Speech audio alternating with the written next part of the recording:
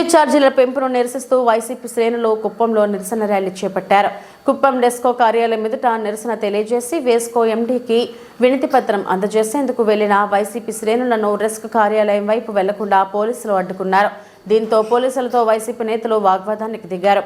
అనంతరం ఎమ్మెల్సీతో పాటు కొంతమంది వైసీపీ నేతలను రెస్కో కార్యాలయంలోకి పోలీసులు అనుమతించారు.